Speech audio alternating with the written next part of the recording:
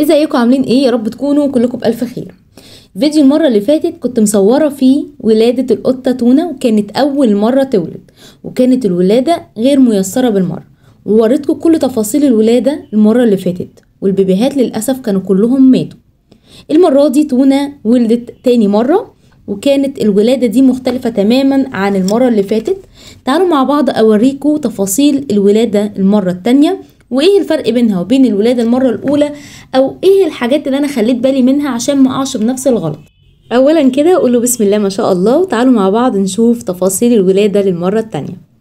اولا تونا كان جالها الطلق بتاع الولاده، وكان عندها تقلصات يعني مش طبيعيه من يومين قبل يوم الولاده. وطبعا النقط اللي انتوا شايفينها دي كانت خلاص عرفت ان هي بتولد.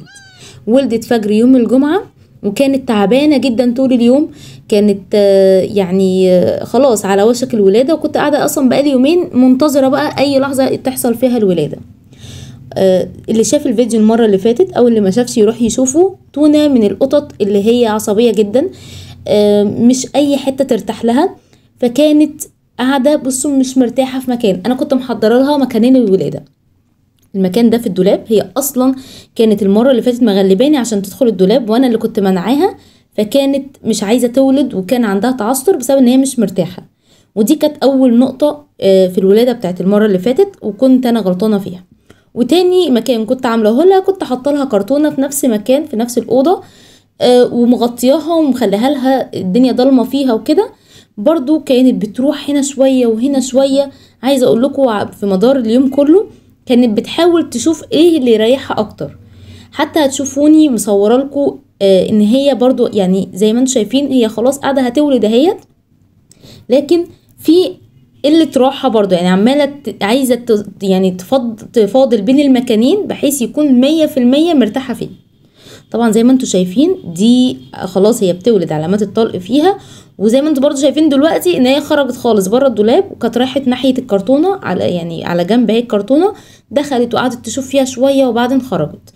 فزي ما بقول لكم هي مش من نوع المسالم قوي، يعني اللي هي لا فراقة كده ومش بترضى بأي حاجة.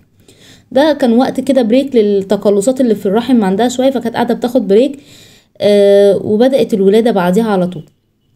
طبعا انا مش حابه يعني مش هحكي تفاصيل كتير عن الولاده، طبعا انتوا عارفين الولاده بتتم ازاي، لكن كنت عامله الفيديو ده مخصوص عشان اقول لكم من الحاجات اللي انا وقعت فيها في الولاده الاولى، وكانت سبب ان انا الكيتن كلهم توفوا.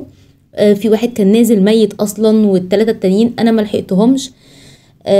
فكان من اهم الاسباب ان القطه يعني تونا كانت طالبه جواز بدري قوي، وجوزتها ما كان عندها 9 شهور تقريبا.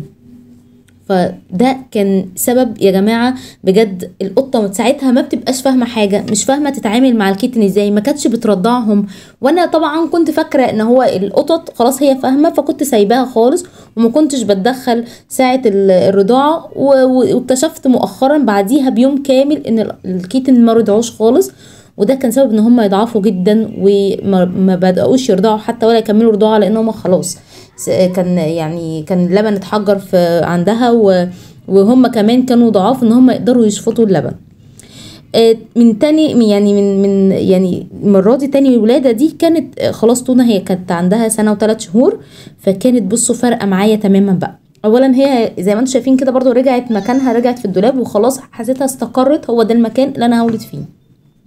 ظبطت لها الفرشه لان هي كل شويه كانت بتنكش بايديها فكانت بتبهدلها، ظبطتها لها. وكانت عايزه اقول لكم فاهمه عن المره اللي فاتت. المره اللي فاتت مش كانتش عايزه حد جنبها، ما كانت متوتره جدا، كانت عصبيه. المره دي هي عماله عارفين اللي هو بتندهلي اقعدي جنبي. انا قاعده من بعيد يعني بتابع الموضوع ومش بتدخل تماما ولا بعمل اي حاجه، مجرد بس ان انا بطمنها بوجودي، وفي نفس الوقت بتابع الموضوع اول باول.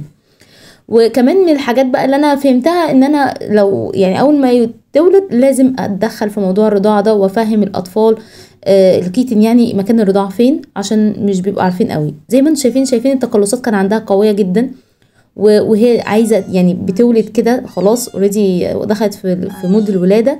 كانت يا عيني بتتألم جامد. لكن الحمد لله الولادة كانت متيسرة جدا الحمد لله المرة دي، والامور مشيت بشكل طبيعي جدا عن المرة اللي فاتت. زي ما بقول لكم، اللي ما شافش الفيديو المرة اللي فاتت هيشوف فرق رهيب ما بين الولادة الاولى اللي حصلت في عمر مبكر جدا للقطة والولادة التانية. فبجد استحالة ان انا اخلي قطة تاني تتجوز قبل السنة او قبل السنة وشهرين كمان. هنا كانت القطة الحمد لله جابت اول كيتن ليها، الحمد لله الكيتن كلهم كانوا نازلين كويسين. طبعا طول فترة حمل القطة بتبقوا شايفين القطة يعني بتاكل كويس، الدنيا تمام، مفيش اي مشاكل، يعني كده بيبقى باين ان صحة الكيتن نازلين كويسين. فالحمد لله هي كانت كويسة طول فترة الحمل وكانت بتاكل كويس. كنت مهتمية بيها عشان كنت دايما مقلقة وكنت خايفة جدا ان هي لما تولد يحصل نفس المشاكل وان هي ما ترضاش ترضعهم، لان هي ما كانتش عايزة ترضعهم اصلا المرة اللي فاتت تماما. كانت من كتر خوفها على الكيتن قاعدة عليهم وبس، لكن مش مدية حتى مش فاردة جسمها عشان يقدروا يرضعوا منها. زي ما بقول لكم هي كده جابت الكيتن الاولاني وبدات تنظفه وعملت كل حاجه بصراحه. بدات تقطع الحبل السري وتاكل المشيمه بتاعته وهو نازل كان كويس الحمد لله. ده كده كان تاني كيتن، طبعا شايفين اول واحد اهوت محطوط على جنب والتاني هي ولدته وبدات برضو تنظفه وكده. فالحمد لله زي ما بقول لكم الولاده كانت ماشيه بصوره كويسه جدا، ما كانتش متوتره زي المره اللي فاتت. القطه بتبقى فاهمه، يعني الدنيا بتبقى افضل بكتير. فلا في فرق شاسع يا جماعه بجد. اللي بيجوزوا القطط وهم صغيرين او مستعجلين عليهم استنوا افضل بكتير من حته الاستعجال دي، لان انتوا هتزعلوا بعد كده في موضوع الولاده ده. انا زي ما قلت لكم الفيديو دوت مش بقول تفاصيل قوي في موضوع الولاده، لكن حبيت اوريكم الفرق ما بين الولاده الاولى والولاده الثانيه. والصوره دي انا خدتها لها بعد الولاده على طول. الحمد لله كل الامور مشيت كويس. ما تنسوش بقى تعملوا اشتراك في القناه بتاعتنا.